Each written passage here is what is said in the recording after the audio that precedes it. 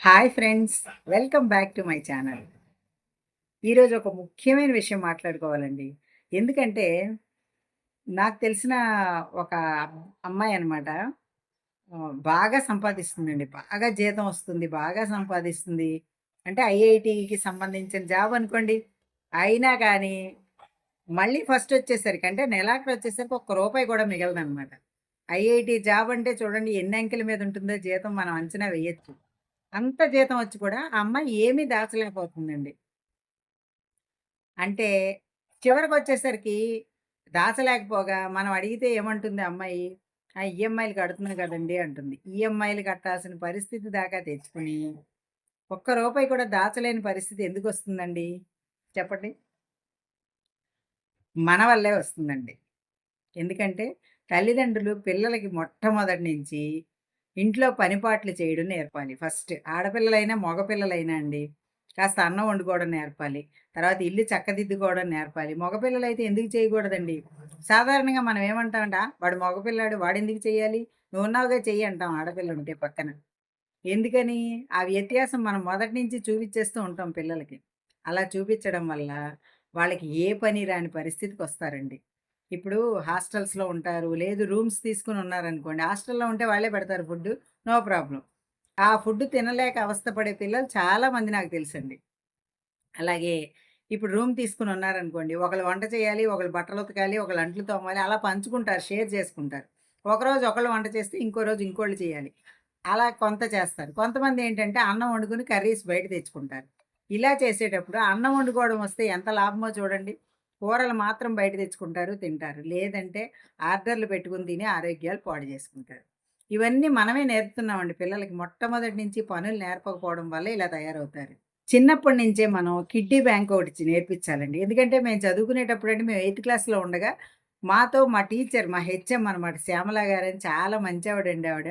మంచి headmistress అనమాట. Bank accounts open చేయించారండి. చేయిస్తే నెల నెల రూ. 20 యేసుకునేవాళ్ళమండి మేము అప్పట్లో బ్యాంక్‌లో. రూ. 20 అనమాట. మీరు నమ్ముతారా అసల? అలా వేసిన డబ్బులే మాకు 10థ్‌కొచ్చేసరికి బోలెడు డబ్బులయినియండి. అంటే ఎంత అనేది నాకిప్పుడు గుర్తులేదు. కానీ అలా వేసిన రూ. 20 అంటే నెలకి రూ. 20 ఏసుకోండి. ఉదాహరణగా చెప్తున్నాను. అట్లా వేసినవి అప్పుడు మాకెక్కువ డబ్బులనిపిచ్చేయి. ఎందుకంటే 10 పైసలకి ఐస్ ఫ్రూట్ వచ్చే రోజుల్లో రూ. 20 బ్యాంక్‌లో దాచడం అంటే అవి ఎంత డబ్బులయ్యుంటాయో మీరే ఆలోచించండి. అలా మాకు నేర్పిచ్చారండి. ఇప్పుడు మనం పిల్లలకి ఏం నేర్పిస్తున్నాం? వాళ్ళకి కావాల్సిన బట్టలు, కోరిన తిండి, అమ్మా నేను ఇవాళ ఇంట్లో తిననమ్మా అంటే వెంటనే బిర్యానీకి ఆర్డర్ మనమే పెట్టేస్తున్నాం. లేదు పిజ్జా తింటానంటే పిజ్జాలు, బర్గర్‌లు ఇలాంటివన్నీ మనమే అలవాటు చేస్తున్నాం. దానివల్ల ఏమవుతుందండి పిల్లలకి ఇంట్లో తినడం తగ్గిపోయి ఆర్డర్‌లు పెట్టుకోవడం ఎక్కువైపోతుంది. ఈ ఆర్డర్‌లు పెట్టుకోవడం అలవాటయిన తర్వాత జాబ్స్‌లోకెళ్ళినా, పెళ్ళైనా ఆర్డర్‌లే పెట్టుకు తింటారండి వాళ్ళు. ఇప్పుడు రూ. 10 పెడితే మనకి ఇంట్లో వంట అయిపోతుంది అనుకుంటే, రూ. 100 పెట్టిన ఆర్డర్‌లతో మనం గెలవలేమండి. అలా ఆర్డర్‌లు పెట్టుకొని తినడం అనేది ఏంటంటే, ఎప్పుడైనా ఒక సరదాగా ఉండాలి గానీ, నిత్యం మనం ఇంటికొచ్చేస్తున్నాయి కదా! ఆర్డర్ పెడితే వచ్చేస్తుందని మనం ఆ తిండికి అలవాటు పడిపోతే, ఈఎంఐలు కట్టుకోవడం తప్ప ఏం మిగులుతుంది చెప్పండి? ఏ వస్తువు కొన్నా ఈఎంఐలు కట్టాల్సిందే. అవి కట్టుకుంటూ, ఈ ఖర్చులు పెట్టుకుంటే, ఆ ఈఎంఐలకే సరిపోతుంది కానీ, ఇక తినడానికి ఏమీ మిగలదు. చివరకొచ్చేసరికి ఒక రూపాయి మిగలదు అనడానికి నేను చెప్పిన కారణం అదేనండి. ఎందుకంటే మనమే చిన్నప్పటి నుంచి క్రమశిక్షణ అలవర్చాలి. అలాగే పనులు చేయడం గూడా అలవాటు చేయాలండి పిల్లలకి. ఇప్పుడంటే వాషింగ్ మిషన్స్ ఉన్నాయనుకోండి, లేకపోతే వాళ్ళ బట్టలు వాళ్ళే ఉతుక్కునేలాగా లేదు 4 గిన్నెలు తోముకునేలాగా ఆడపిల్లలైతే చెప్తాం గానీ, మగపిల్లలు గబుక్కున గిన్నెలు తోమడాలు, బట్టలు ఉతకడాలు ఇలాంటివి చెప్పం. కానీ చెప్పాలండి. నేర్చుకోవాలి పిల్లలు. ఏ పిల్లలైనా నేర్చుకోవాలి. నేర్చుకునుంటే ఒకళ్ళ మీద ఆధారపడడం అనేది ఉండదండి. రూమ్స్‌లో ఉన్నా, ఎక్కడికైనా ఎళ్ళినా, ఉద్యోగరీత్యా వెళ్ళినా వాళ్ళెవ్వరి మీద ఆధారపడకుండా బతుకుతారు.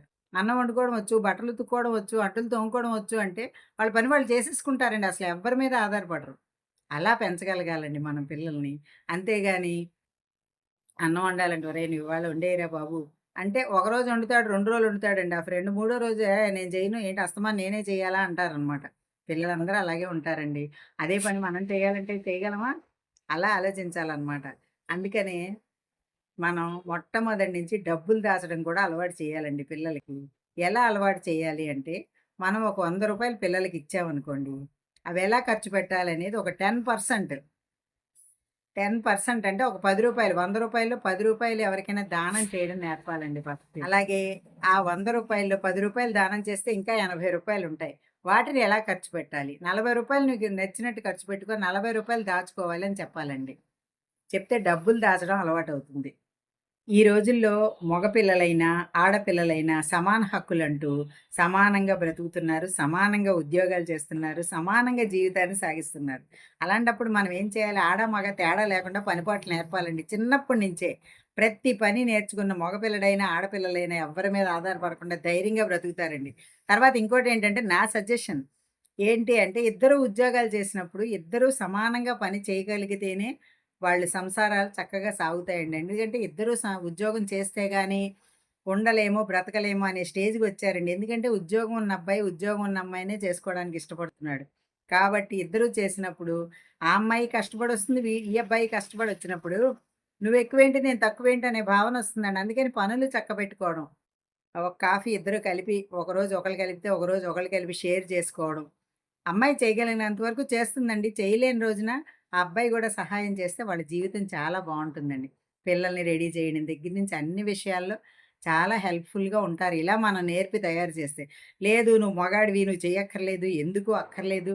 మనకి మంచి జాబొచ్చాక మంచి కుక్‌ని పెట్టుకుందాం. మంచి ఆహ్, ఏంటది అదే కుక్ అంటే వంట మనిషి కదా! అలాగే పని మనిషిని పెట్టుకుందాం. అన్నిటికి పనమ్మాయిలు చేసేస్తారు. మనమేం చేయక్కర్లేదు అని ఆడపిల్లలకి గాని, మగపిల్లలకి గాని నేర్పామనుకోండి వాళ్ళు ముందు ముందు జీవితంలో చాలా ఇబ్బందులు ఎదుర్కొంటారు. పనిపాట్లు పూర్వం నేర్పేవారండి. చిన్న పిల్ల దగ్గర నుంచి ఇళ్ళూడవడం నేర్పేవారు. 3, 4 ఏళ్ల పిల్ల దగ్గర నుంచి చిన్న చీపుర్లు పాడవుతాయి చూసారా? పాత చీపుర్లిచ్చి మన పెద్దవాళ్ళ అమ్మమ్మల, నాయనమ్మల తరహా వాళ్ళు నేర్పేవారండి. ఊడవటం చిన్న పిల్లలు అంత పిల్లలు ఏం పని చేస్తారండి? అయినా కూడా నేర్పించేవారండి. అన్నాలు ఇప్పటికి కూడా 25 ఏళ్ళొచ్చినా తినిపించే అంత తల్లులున్నారు ఓర్పుగా. ఎందుకంటే సంతానాలు తక్కువండి.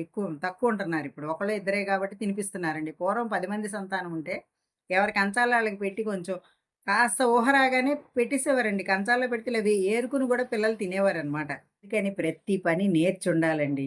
ఏ పనైనా నేర్చుకొనుంటే జీవితంలో మనం ఎప్పుడైనా సరే, ఎవ్వరైనా సరేనండి. ఎవరి మీద ఆధారపడకుండా జీవించడం అనేదొస్తుందనమాట. అలాగే డబ్బు, డబ్బు ఖర్చు విధానం గూడా మనం నేర్పిస్తే ఏవండీ ఈ రోజుల్లో రూ. 1,00,000 కనీసం ఒక 20, 30 వేలు పక్కన వేయగలిగే పరిస్థితిలో లేరండి ఏ పిల్లలు కూడా. ఎందుకు అంటే వాళ్ళకి తెలియట్లేదు. డబ్బుని ఎలా ఖర్చు పెట్టాలి? ఎలా దాచుకోవాలి? రేపొద్దున ఏదైనా అత్యవసరం వస్తే ఎలా మనం ఉపయోగించాలి? అనేది పిల్లలకి తెలియట్లేదండి. కాబట్టి మొట్టమొదటి నుంచి మనం ఇప్పుడు రూ. 100 ఇచ్చి రూ. 20, రూ. 10 దానం చేసినా మిగిలిన డబ్బుల్లోంచి ఇంత దాచుకోవాలి, ఇంత ఖర్చు పెట్టుకోవాలి అనే విధానం మనం నేర్పించామనుకోండి, అదే పద్ధతిలో పిల్లలు ఎదుగుతారు. పెద్దయిన తర్వాత వాళ్ళకి మనం క్రెడిట్ కార్డ్స్ ఇచ్చేసినా కూడా వాళ్ళు ఏ వేస్ట్ చేయరండి. ధైర్యంగా మనం ఇవ్వచ్చు. ధైర్యంగా వాళ్ళ చెంతన మనం ఉండొచ్చు. ఎందుకంటే డబ్బును వృధా చేయకూడదు. ఒక రకంగా అండి పూర్వం పెద్దవాళ్ళు చెప్పేవారు. డబ్బంటే లక్ష్మీదేవి, లక్ష్మీదేవిని గౌరవించాలి అని. అలాగే మనం గౌరవించే ప్రదంగా చూసినా, లేదు ఖర్చు చేసేస్తే అయిపోతుంది. కొంచెం జాగ్రత్తగా ఉండాలి అనే విధానంలో చూసినా, మనకి అన్ని విధాలా మేలేనండి. ఎందుకంటే ఒక రూపాయి దాచుకుంటే రేపొద్దున దేనికైనా ఉపయోగపడుతుంది. మనకొక ధైర్యం ఉంటుందండి. చూసారా? యుక్త వయసులో దాచుకుంటే వృద్ధాప్యంలో సహాయం పడుతుందండి అది. ఎవరి మీద మనం ఆధారపడకుండా. అది కూడా అండి. ఎందుకంటే పెద్ద వయసొచ్చిన తర్వాత ఆ డబ్బులు లేవనుకోండి, ఏ వైద్యం ఖర్చుకో, దేనికో ఎవరి మీద ఆధారపడకుండా, ఎవరిని అడగకుండా మనం జీవించేస్తాం. ఆ జీవన విధానం మనం పిల్లలకి చిన్నతనం నుంచే అలవాటు చేయాలి. డబ్బు ఖర్చు గాని, పనిపాట్లు గాని చిన్నప్పటి నుంచే నేర్పితే బ్రహ్మాండంగా ఉంటారండి పిల్లలు. వాళ్ళ జీవితంలో ఎప్పుడు వెనక్కి తిరిగి చూసుకోకుండా ధైర్యంగా ముందుకు సాగుతారు.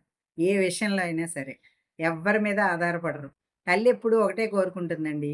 బిడ్డని మన తల్లిదండ్రులు ఇద్దరూ కూడా పిల్లల్ని ఎందుకు పెంచుతారండి? జాగ్రత్తగా పెంచేది ఎందుకు అంటే, వాళ్ళెవరి మీద ఆధారపడకుండా జీవిస్తారని. ప్రతి తల్లిదండ్రి కోరుకుంటారు. పిల్లలు ఇంకోళ్ళ మీద ఆధారపడకూడదు, ధైర్యంగా బ్రతకాలి అని.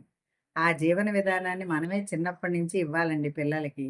అంటే పెంపకంలో మనం కొంచెం వయసులో ఉన్నప్పుడు పనుల ద్వారానో, లేతే ఇంట్లో సమస్యల వల్లో, కుటుంబ సమస్యల వల్లో కొన్ని కొన్ని మనం పిల్లలకి చేయలేకపోవచ్చు. ఈ తరం పిల్లలైనా సరే చక్కగా నేర్చుకుని ఈ విధంగా పిల్లల్ని పెంచుకుంటే అందరూ బావుంటారండి. ఇంతకీ మీకు ఈ వీడియో నచ్చిందా? నచ్చితే like, share and subscribe my channel. Thank you.